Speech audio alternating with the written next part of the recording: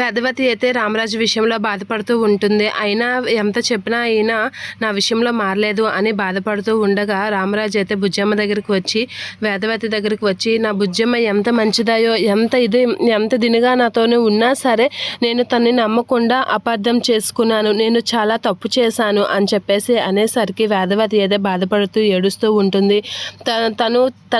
తన పుట్టింటినే వదిలేసి నా కోసం వచ్చేసింది. 25 ఏళ్ళగా తను ఎప్పుడూ బాధపడలేదు, నా కారణంగా తన పుట్టిల్లు వదిలిపెట్టేసి వచ్చేసానని ఎప్పుడూ బాధపడలేదు అని చెప్పేసి అంటూ ఉండగా నర్మదా వేదవతి అయితే అలా చూస్తూ ఉంటారు. రామరాజు వేదవతితో మాట్లాడుతూ తన్ని నొప్పించడానికి ఇచ్చేసరికి నర్మదా ప్రేమ అయితే చాలా హ్యాపీగా ఫీల్ అవుతూ ఉంటారు. ఇక రామరాజు వేదవతి దగ్గరికి వెళ్ళి నా బుజ్జమ్మ నా కోసం 25 ఏళ్ళగా నాతోనే ఉండి ఎంత దినగా ఉన్నా నేను ఎలా అబద్ధం చేసుకున్నాను, 25 ఏళ్ళగా రానే అనుమానం ఇప్పుడు నాకు ఎందుకు వచ్చింది అని చెప్పేసి అంటూ మాట్లాడుతూ ఉంటాడు రామరాజు వేదవతితో. ఇక వేదవతి అయితే ఏడుస్తూ ఉంటుంది.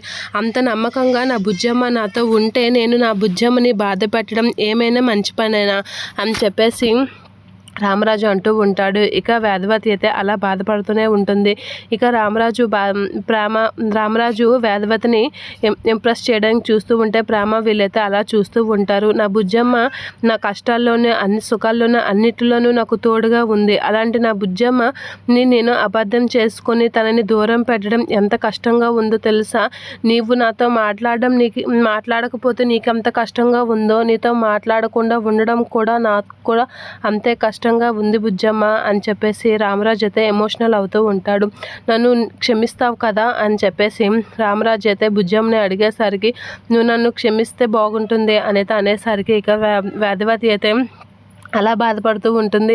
అదేంటండి అని చెప్పేసి ఒక్కసారిగా ఏడుస్తూ ఉంటుంది. ఏడ్చి రామరాజు వైపు అయితే అలా చూస్తూ ఉండిపోతూ ఉంటుంది వేదవతి. అదంతా చూసిన నర్మద అయితే చాలా హ్యాపీగా ఫీల్ అవుతూ ఉంటుంది.